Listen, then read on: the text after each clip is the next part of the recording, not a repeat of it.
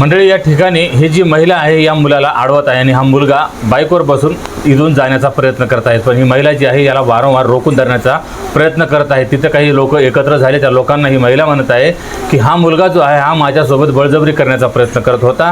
ही महिला बँकेत जात असताना या मुलाने या महिलेला पकडलं आणि तिचा हात धरून तिला झुडपामध्ये नेलं आणि झुडपात नेल्यानंतर तिच्यासोबत त्यानं बळजबरी करण्याचा प्रयत्न केला। त्यामुळेच ही महिला त्याला रोखून धरण्याचा प्रयत्न करत आहे, पण तो मुलगा अक्षरशः त्याचा पॅन्टमधून रक्तस्राव होत आहे।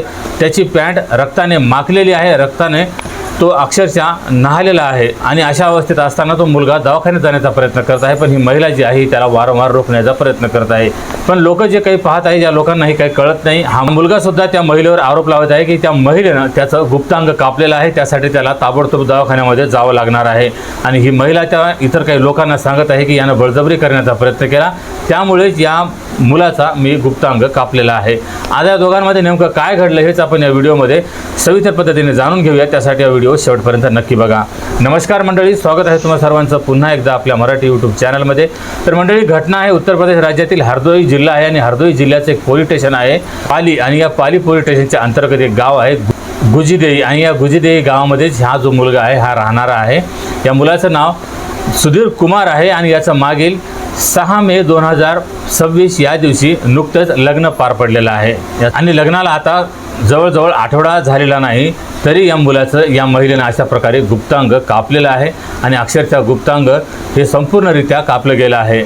आणि हा जो मुलगा आहे अक्षरशः मरणाच्या दारात जाऊन पोहोचलेला आहे, त्याच्यावर आता हॉस्पिटलमध्ये उपचारसुद्धा सुरू आहे। पण याचं नेमकं गुप्तांग कापण्याचं कारण काय होतं, तर ही जी महिला आहे ही महिला काही अनोळखी महिला नसून या मुलाची ती वहिनी आहे आणि ही 4 मुलांची आई आहे। ही महिला जी आहे ही 4 मुलांची आई आहे, ही विवाहित आहे, हिचा घरामध्ये नवरा आहे आणि ही जी महिला आहे ही नात्याने सुधीर कुमारची वहिनी आहे। ही 40 ते 45 वर्षाची जी महिला आहे ही मागील 4 वर्षापूर्वी हा जो मुलगा होता त्यावेळेस 16 ते 17 वर्षाचा होता, एक अल्पवयीन मुलगा होता। हा नात्याने या महिलेचा दीर होता आणि हा दीर असताना ही महिला घरातल्या घरातच या मुलाला आपल्या वासनेच्या जाळ्यात ओढते आणि त्यानंतर मागील 4 वर्षापासून ही महिला या मुलाचं यौन शोषण करत आलेली होती, या मुलासोबत ती शारीरिक संबंध करत आलेली होती। आणि एवढंच नाही, ही महिला याला आता लग्न करण्यापासून रोखत होती, पण या मुलाचे त्याच्या आईवडिलांना हे अनैतिक संबंध कळालेले होते आणि याचं असे अनैतिक संबंध या महिलेसोबत सुरू असताना या महिलेला त्यांचा विरोध होता आणि या महिलेला या संपूर्ण कुटुंबाचा विरोध असताना ही महिला या सर्वांचा विरोध करत होती आणि या महिलेचं म्हणणं होतं की ही मागील 4 वर्षापासून या मुलानं त्या महिलेला एका प्रकारे अनैतिक संबंधामध्ये ठेवलेलं आहे, प्रेमसंबंधामध्ये ठेवलेलं आहे आणि त्या मुलाने या महिलेला लग्न करण्याचं आमिष दाखवलेलं आहे, असं या महिलेचं या कुटुंबियांना सांगणं होतं, सर्वांना सांगणं होतं। तरी देखील या कुटुंबियाने तिला न जुमानता तिला विरोध केला आणि तिला सांगितले की तू 4 मुलांची आई आहेस आणि हा जो मुलगा आहे हा अल्पवयीन आहे आणि हा नुकताच तारुण्यात आलेला मुलगा आहे, हा तुझ्या मुलाप्रमाणे आहे आणि याच्यासोबत तुझे अनैतिक संबंध आहे आणि हा मुलगा तुला लग्नाचं आमिष कसं दाखवू शकेल, या मुलालाच तुनं उलट वासनेच्या जाळ्यात ओढलेलं आहे आणि तुनं याचं यौन शोषण केलेलं आहे, असं कुटुंबियाचं म्हणणं होतं। आणि शेवटी सुधीर कुमारच्या आईवडिलांनी सुधीर कुमारचं येथीलच जवळपासच्या एका गावामध्ये एका मुलीसोबत लग्न ठरवलं आणि जेव्हा याचं लग्न ठरलं तेव्हापासून ही जी महिला होती ही एका प्रकारे एवढी रागाने आणि द्वेषाने भरलेली होती की या महिलेला आता सुधीर कुमारचं काय करावं आणि काय नाही असा या महिलेच्या मनामध्ये, तिच्या डोक्यामध्ये असा राग भरलेला होता। ही महिला वारंवार त्याला धमकावत होती की बघ, जर तू त्या मुलीसोबत लग्न केलंस तर याचा तुला परिणाम भोगावा लागेल, तुला याचा खूपच वाईट परिणाम भोगावा लागेल, मी पोलिसात तुझी तक्रार दाखल करेन, अशा प्रकारे त्या महिलेनं त्याला धमकावलेलं होतं। पण त्या मुलानं कसं बसे ती समजूत काढलेली होती की बघ, तुझं वय झालेलं आहे, तू एक 40-45 वर्षाची महिला आहेस, तुझी 4 मुलं आहेत आणि त्यापैकी काही मुली ज्या आहेत हे तुझ्या लग्नाला आलेल्या आहेत आणि अशा वेळेस तू माझ्यासोबत लग्न करशील तर माझंही आयुष्य उद्ध्वस्त होईल आणि तुझंही आयुष्य उद्ध्वस्त होईल, तुझे जी मुलं आहेत यांचंसुद्धा आयुष्य उद्ध्वस्त होईल। आता हा जो मुलगा होता हाही एका प्रकारे या महिलेचं यौन शोषण करत आलेला होता, तिच्यासोबत शारीरिक संबंधामध्ये पडलेला होता, यालासुद्धा तिची गोडी होती, हा सुद्धा तिच्यासाठी वेडावलेला होता। पण हे त्यापेक्षाही जास्त ही महिला त्या मुलाची वेडावलेली होती, कारण तो तरुण मुलगा होता आणि त्या प्रकारे या महिलेच्या तो शारीरिक गरजा पूर्ण करत होता, तिला संतुष्टी देत होता.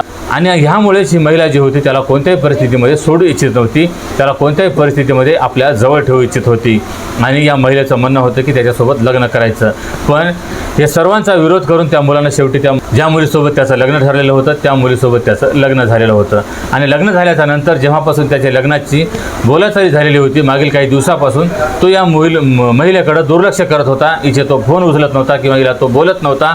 ह्यामध्ये ही महिला जी होती वारंवार त्याला फोन करून एवढी त्रस्त करत होती की त्यानं एके दिवशी या महिलेचा फोन उचलला आणि तिला विचारलं की बघ, आता माझं लग्न झालेलं आहे आणि आता तू माझ्या मागं लागू नकोस. आता तू तुझं आयुष्य जग, मला माझं आयुष्य जगू दे. माझे आईवडील आहेत, माझी आता पत्नी आहे, मला माझा प्रपंच सांभाळायचा आहे. त्यासाठी तू आता माझा नाद सोडून दे आणि जे काही झालं गेलं ते आता विसर. आता तुझंही आयुष्य आहे, तुझेही मुलं बाळ आहेत, तुझाही नवरा आहे, तर तू तुझ्या संसारामध्ये लक्ष दे. आता माझ्याकडं तू लक्ष देऊ नकोस. अशा प्रकारे या मुलानं त्या महिलेला समजावून सांगण्याचा प्रयत्न केला. पण या महिलेनं त्याला वारंवार विनंती केली की बघ, मी तुला विसरू शकत नाही, पण एक वेळा माझी तू शारीरिक गरज पूर्ण कर. मला तुझ्यासोबत एक वेळा शारीरिक संबंध स्थापित करायचे आहे, त्यासाठी तू मला शेतामध्ये येऊन भेट. अशा प्रकारे ती त्याला वारंवार विनवणी करत होती. आणि हा जो मुलगा एका प्रकारे त्या महिलेला अगोदरच चटावलेला होता, हा सुद्धा मुलगा आता लग्न झाल्याच्या नंतरही त्या महिलेला एक वेळा भेटण्यासाठी त्या शेतामध्ये गेलेला होता. आता त्या शेतामध्ये गेल्याच्या नंतर हा रोडवरच मोटरसायकल उभी करतो आणि त्यानंतर झुडपामध्ये जातो. तिथंशी महिलासुद्धा त्या झुडपामध्ये त्याची वाट पाहत होती. आणि तिथं गेल्याच्या नंतर मग आता महिला तर अगोदरच रागाने भरलेली होती, तरी या महिलेनं लाडीगोडी लावून त्याला तिथं बोलवलेलं होतं. तिथं बोलल्याच्या नंतर त्यानंतर त्या मुलाने पॅन्ट काढली, त्या महिलेने त्याला पॅन्ट काढायला सांगितली, त्यानेही पॅन्ट काढली. आता त्या दोघांनाही एकमेकांसोबत शारीरिक संबंध स्थापित करायचे होते. आणि हा मुलगा आता तिच्यासोबत शारीरिक संबंध स्थापित करणार ह्या उद्देशाने तो उभा होता, तिथं थांबलेला होता. पण या महिलेच्या मनामध्ये राग भरलेला होता. या महिलेनं सोबतच एक ब्लेड आणलेली होती आणि लगेच या महिलेनं त्याचं गुप्तांग धरला आणि त्याच्यावर लगेच ब्लेडनं वार केला. तो वार एवढा खोलवर गेलेला होता की त्याचं अक्षरशः गुप्तांग कापलं गेलं आणि तो अर्धवट चिकटलं गेलेलं होतं. आता एवढा तो घायल झालेला होता की अक्षरशः तो रक्ताने न्हालेला होता. आता त्यानं कशीबशी पॅन्ट घातली आणि तिथून तो आरडत ओरडत पळण्याचा प्रयत्न करत होता. तरीसुद्धा या महिलेचा राग शांत होत नव्हता. या महिलेच्या मनामध्ये एवढा राग भरलेला होता की जर तू माझा नाही झालास, जर तू माझी शारीरिक गरज पूर्ण करू शकला नाहीस, तर तुला पत्नीसोबतसुद्धा शारीरिक संबंध स्थापित करू देणार नाही, असं या महिलेचं म्हणणं होतं. या रागाने त्या महिलेनं त्याचं गुप्तांग कापलेलं होतं. त्यानंतरसुद्धा या महिलेचा राग शांत न होता ही महिला त्याला वारंवार अडवण्याचा प्रयत्न करत होती आणि हा तिथून पळून जाण्याचा प्रयत्न करत होता. हा दवाखाना गाठण्याचा प्रयत्न करत होता, त्याच्यावर उपचार करण्याचा प्रयत्न करत होता. ह्यासाठीच तो मोटरसायकलकडे पळत आला. पण ही महिला त्याला वारंवार अडवण्याचा प्रयत्न करत होती, त्याला पकडत होती. आणि ह्यामध्येच काही लोक तिथं त्यांना पाहत होते. त्या लोकांनी या दोघांनाही विचारलं की काय झालं आहे. त्या महिलेलाही विचारत होते आणि त्या मुलालाही विचारत होते. तो मुलगा म्हणत होता की या महिलेनं माझं गुप्तांग कापलेलं आहे. तर ती महिला म्हणत होती मी बँकेत चाललेली होती, पण या मुलाने मला इथं अडवलं, यानं झुडपात नेलं आणि त्यानंतर माझ्यावर तो अतिप्रसंग करण्याचा प्रयत्न करत होता, माझ्यावर तो बळजबरी करण्याचा प्रयत्न करत होता. अशा प्रकारे ही महिला लोकांना सांगत होती. पण लोकांनाही आता हा संशयित प्रकार वाटत होता. ह्यासाठी लोकांनीही त्या मुलाला अगोदर तू उपचार कर, त्यानंतर काय झालं आहे हे पोलिसांमध्ये तुम्ही तक्रार द्या, असं त्या महिलेला समजावण्याचा प्रयत्न केला. आणि त्या मुलाला काही वाटसरून लगेच मग हॉस्पिटलला पोहोचवलं. हॉस्पिटलला पोहोचल्याच्या नंतर त्याला तालुका रुग्णालयातून जिल्हा रुग्णालयात हलवण्यात आलं. जेवढी त्याची प्रकृती गंभीर होती त्याच्यावर मग आता उपचार सुरू आहे.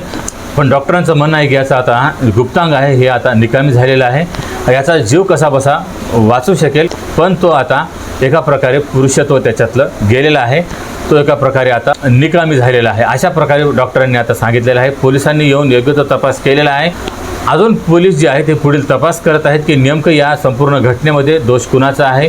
या महिलेनं किती जरी त्या मुलाचा दोष असेल तरी या महिलेनं त्याला एका प्रकारे जीवे मारण्याचा प्रयत्न केला, त्याचं गुप्तांग कापलं.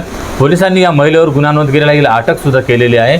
तर या मुलाकडेही काही दोष असेल तर ते आता पोलीस तपास करत आहेत. तर मंडळी, ही संपूर्ण घटना तुम्हाला ऐकवण्यामागचा उद्देश कोणाच्याही भावना दुखावणे किंवा कोणालाही बदनाम करणे हा नसून फक्त अशा घटनांपासून तुम्हाला सतर्क करणे, सावध करणे हाच आहे की समाजामध्ये अशा काही प्रकारच्या घटना घडत असतात. सुरुवातीला हे अनैतिक संबंध खूपच लाडीगोडीने सुरू होत असतात, पण याचा शेवट मात्र कधीकधी असा भयंकरसुद्धा होऊ शकतो. या दोघांमध्ये जेव्हा लाडीगोडीने प्रेमसंबंध सुरू झाले, पण जेव्हा प्रेमसंबंध तोडण्याची वेळ आली त्यावेळेस कोणीतरी एक एकाला सोडू इच्छित नाही आणि दुसरा त्याच्यापासून दूर जाण्याचा प्रयत्न करत असतो. ह्यामध्येच असे वादविवाद घडत असतात आणि ह्याच्यातूनच अशा काही हत्या घडत असतात.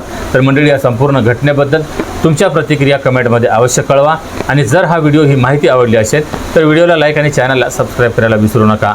तर भेटूया पुन्हा एका अशाच नवीन घटनेमध्ये. तेव्हा सतर्क राहा, सावध राहा, सुरक्षित राहा. जय हिंद, जय महाराष्ट्र.